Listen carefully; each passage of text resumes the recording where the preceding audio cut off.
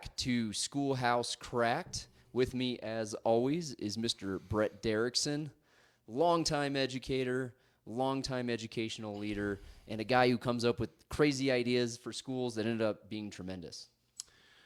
That I do. That is Dr. Motor Chandler. He is super smart. He can run 100 miles. He is raising horses. He just taught himself CAD. He's a professor. He does his job, and for 5 years, he did at least half of my job. He's badass.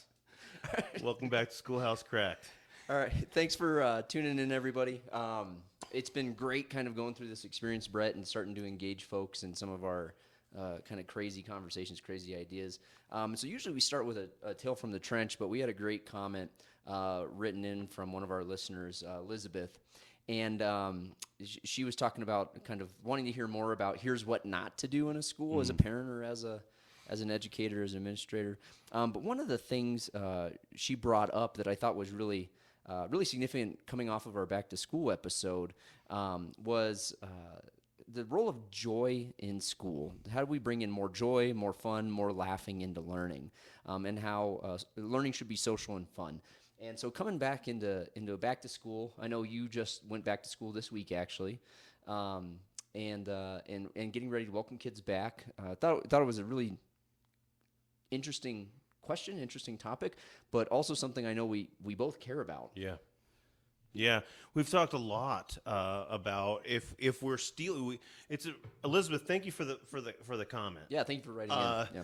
But we've talked a lot about together. It's one of our common bonds. Like, is our structure stealing the life out of kids? Are we over schooling them? And right now, Marcus, what's happening? I know you've left the school district recently, but we've got our new teachers in, and we're doing our summer professional development programs, getting geared up to have kids. And there's a lot of very kid-centered, authentic, caring ideas and people. Yeah. But I don't know that anybody is using the word fun or joy, and I'm not sure that I'm having fun or experiencing joy. But what I can tell you is, and you're more of an expert on this, but I experience through my memory a whole lot of learning either through joy or sadness. And if I'm just going to go ahead and act like an expert here in education, I'd rather go the joy route than the sadness one. Right, So, what is the role?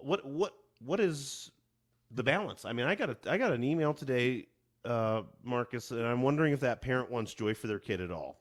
Like, they don't want their kid to participate in a couple of things that to our school are absolute must do's. Right. They think that maybe they can take their kid out of like parts of the school day because they don't even want them there because they hate this thing or whatever it is. I don't want to attack a parent or our school or anything, but the justification, kind of like an a la carte school day, right? Okay, all right. I got you. And part of me like super resonates with that idea. Like that to me is what was great about the university, picking not only your classes but when they would happen and so on and so forth. But what I will say is none of her arguments were, "Hey, can you just make sure my kid has a great day?" Right. Yeah. So I read this comment from our listener Elizabeth, and it kind of got me back to like my original training, like coming up through the educational system, going through degrees and doing the research. And what's surprising is we're absolutely, I agree with Elizabeth 100%. But the fact that we're still having this conversation as if is it appropriate? Obviously, our listener believes it's 100% appropriate, as do we. But the fact, kind of culturally, we're still having this conversation is just weird to me because, like, the research goes back like almost 50 years now, and so when I read this comment, I started going back to some of the kind of keystone studies that I was familiar with that have kind of informed the educator I was and the counselor I was, and so I'm going to read you two quotes, and one dates back to 1977 and 1982. And it's that students who retain what they learn when the learning is associated with a strong and positive emotion. And so the opposite is true in that regard, which we've learned over the last 50 years, is when a negative emotion is tied to the learning, they're less likely to retain it, they're less likely to apply it. So absolutely, like you said, when you can attach a positive experience, a positive emotion to your learning experience, you're more likely to remember it and you're more likely to apply it and extend it. I'm going to go one step further, and it sounds like Elizabeth's question. I'm sorry I didn't get a chance to read her comment, but it sounds like Elizabeth's question or comment was associated with the role of joy, and we've kind of turned it into memory and learning. And what I'll say about that is also people. Yeah. Like if I walk into a place and believe I'm about to be in an environment or with a person who is joyful versus stringent, then I'm going to have to assume, and neurologists and psychologists, you guys weigh in on this, but I'm going to have to assume that my brain's more ready to be a learner as well, fundamentally. No, so you're absolutely right. I'm glad you said this. We didn't talk about this, but that quote is actually from a cognitive neuroscience research study from the 70s and the 80s. So somebody did the homework without doing the homework. But it was of brain imaging scans. And so when a positive emotion or a positive state of being exists while you're learning something, different parts of your brain activate in a very different way. When you're in a stress state, an anxiety state, a fear state, those parts of the brain aren't activated. You're in more of the hindbrain there. And I could think we can both think of adults in our childhood that activated those two different parts of the brain differently and how it affected our learning. Absolutely. I mean, we talk about my children a lot. I've got two stories, one story and a quote before you get to the 1982 quote. One is that my son, every time I do something that requires him to have a responsibility that he doesn't want to do, he turns to me and says, "Gosh, I wish I had a stepdad."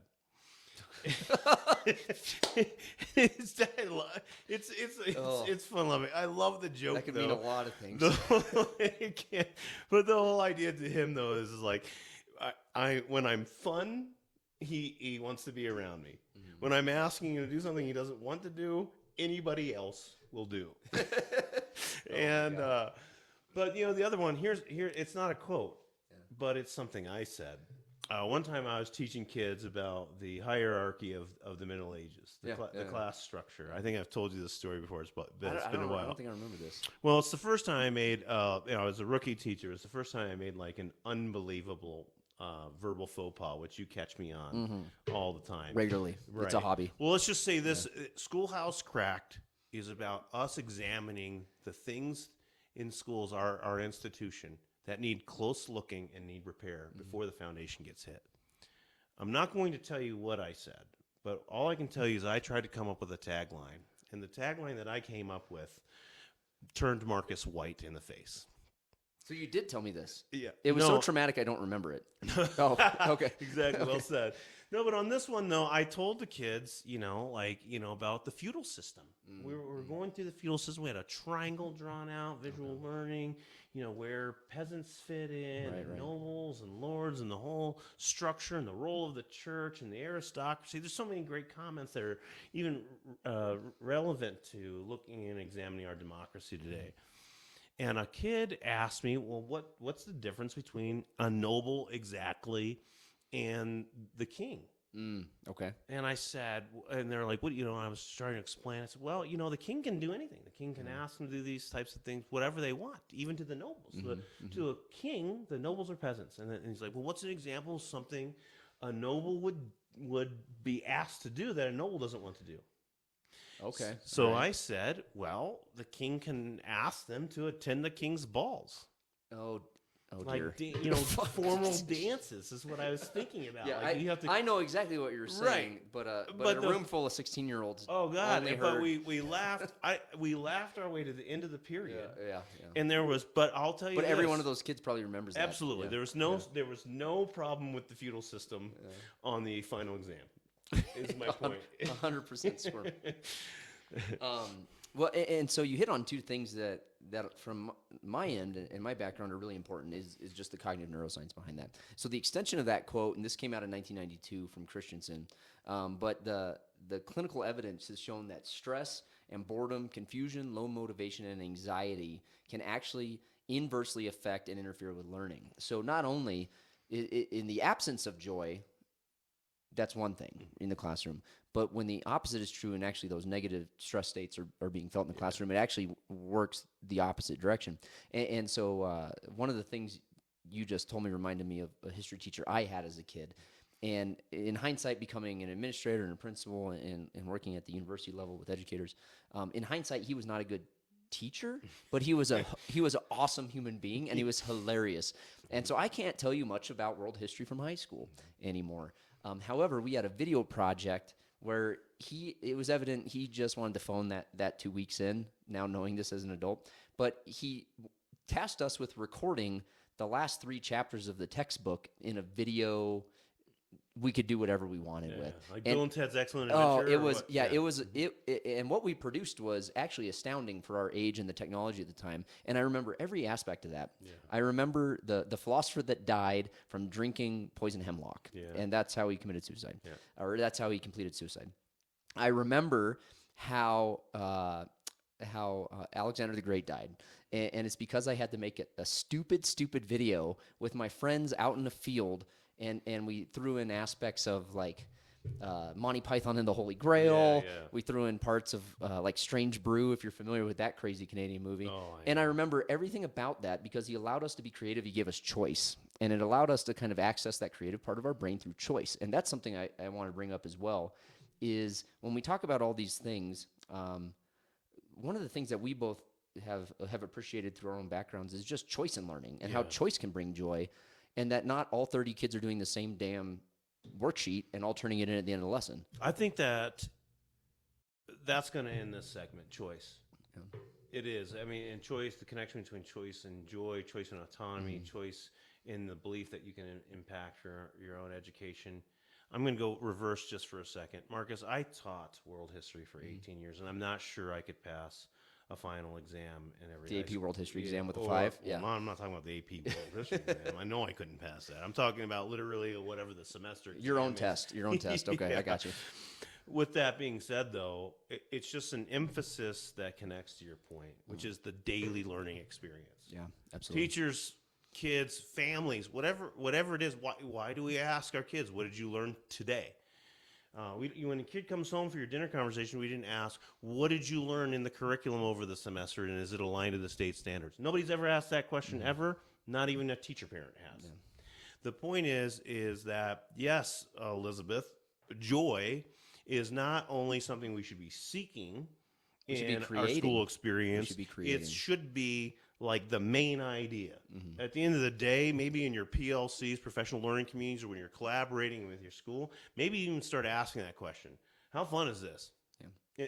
Because that's the absolute truth. But to connect it back to what you and I do know about education is that student choice develops autonomy, it develops divergent thinking, it develops the capacity of an individual to have a voice.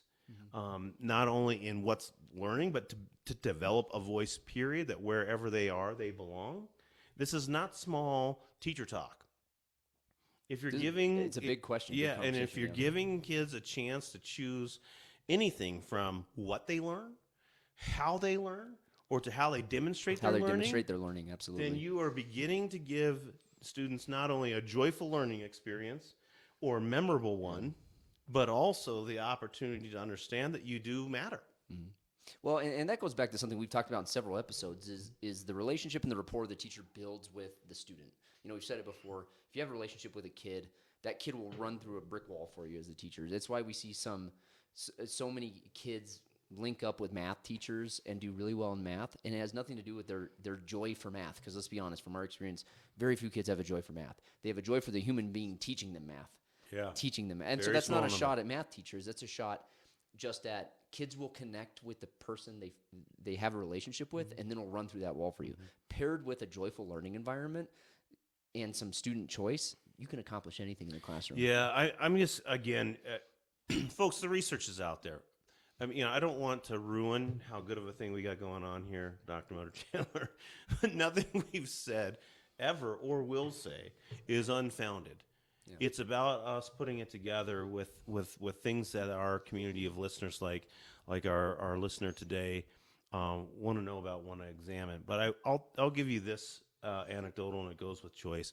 In 1994, when I was tasked as a senior with that kind of high school version of your senior thesis, where you do a research project, it's nonfiction, it's research, you have to present all these things.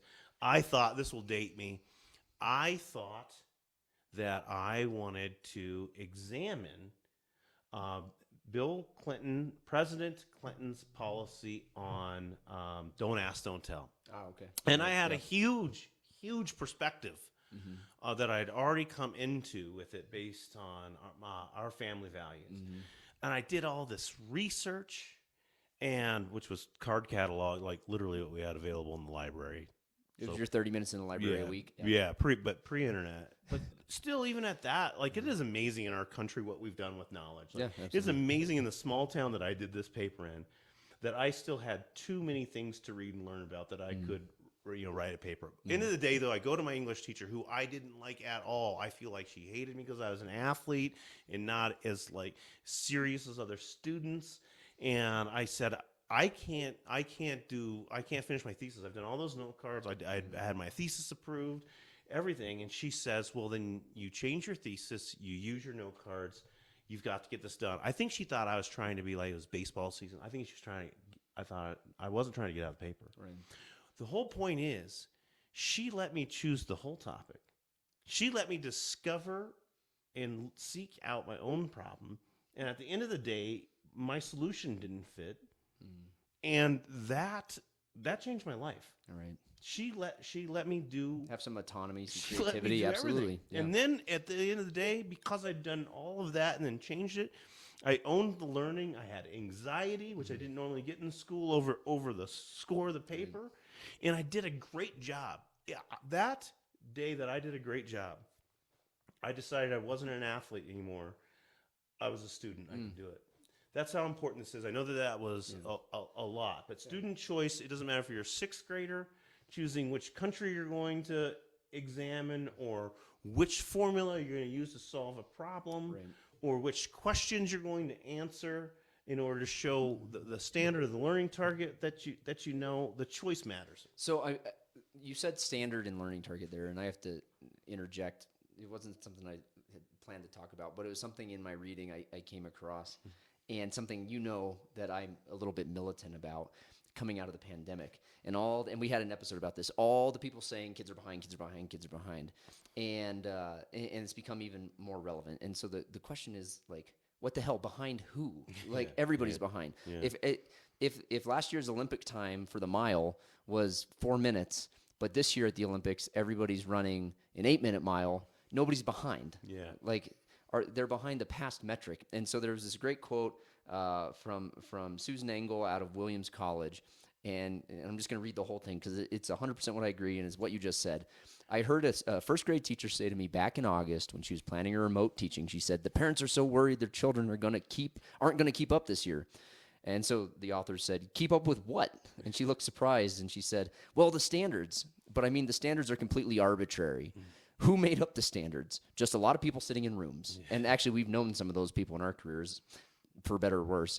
And the teacher said, I don't know. And I'm not sure they were good standards in the first place, but it's silly to let those constrain you too much as a teacher right now. Yeah. And so I want to hammer home, because you said that, is we're coming out of the pandemic. We're quote, getting back to, quote, normal school year. And we've talked about that in previous episodes. That's not happening. But when we're focusing too much on the semantics and the logistics of learning, we lose out on the joy. The students didn't attain today's target. They didn't match today's success criteria. Like, they're not prepared for this target on the exam. Well, that's fine. Are we expecting every student to get 100% on every standard? Absolutely not. Absolutely not. But can students retain that information, apply it, synthesize it, personalize it at a competent level? Absolutely. And how do they do that? We know through having a joyful learning environment. Yeah, and going back to your choice, there's so much pedagogy. There's so many ways that not only that we can choose our learning, but that we can have fun while choosing our learning. And don't get me wrong, folks.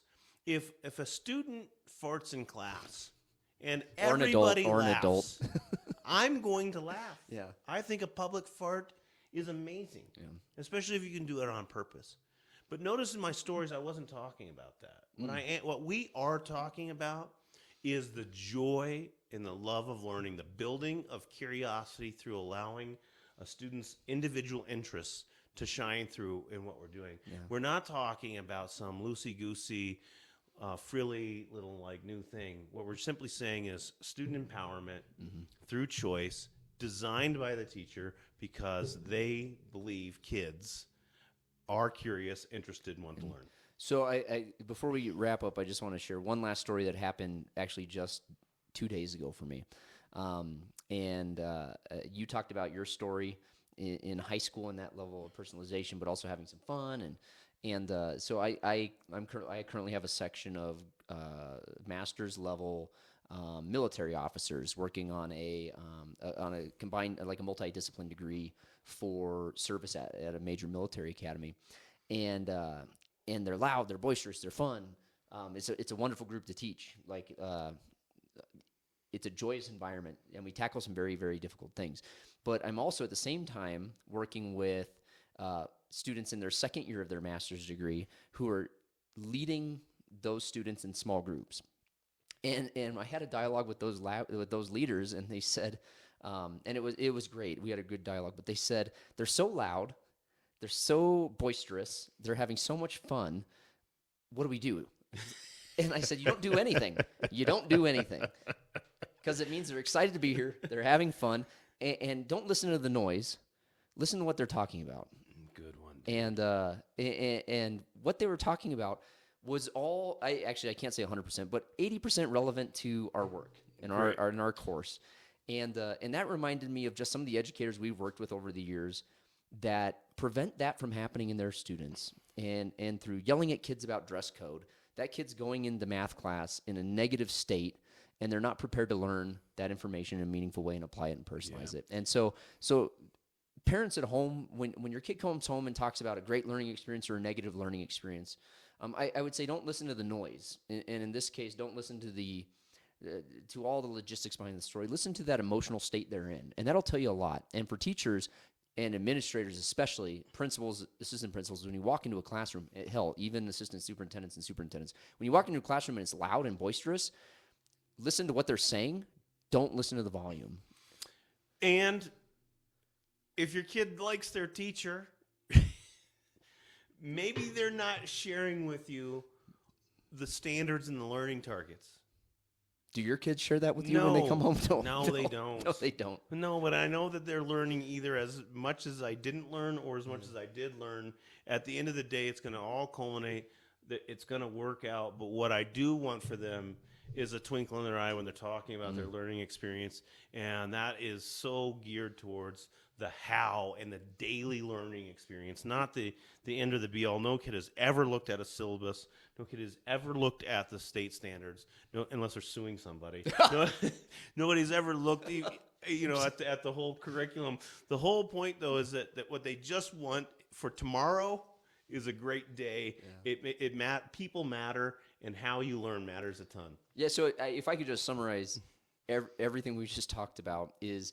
Are the standards important? Absolutely. Is the learning environment important? Absolutely. But not at the expense of relationships and joy in the classroom in their learning. Yeah, and the activities that promote them. Yeah, Design a fun experience. So I'm going to say this, no worksheets. Yeah. Don't hand out an 8-page response sheet and have it due unless you're doing some formative check. And parents at home, keep an eye out for that too. Is the learning experience for your students allowing them to have fun, personalize their learning, make some extensions to their learning in a way that is beyond the textbook? So, absolutely. So as always, thanks again for tuning into Schoolhouse Cracked. Elizabeth, thanks for writing in and providing us your thoughts. You can find us and send us your thoughts at schoolhousecracked@gmail.com. Subscribe to us on YouTube. Feel free to comment there. We'd love to implement some episodes based off of your feedback, and find us and download our podcast on all your favorite podcast channels. So this whole podcast came from that comment. It made us think and question where we were going with what we were doing, and it did come from a comment just left off of the YouTube channel. So subscribe to that YouTube channel and get us some thoughts and some stories from the trenches. All right. As always, thanks for tuning in. He's Brett Derickson. That's Dr. Motor Chandler. Have a good one.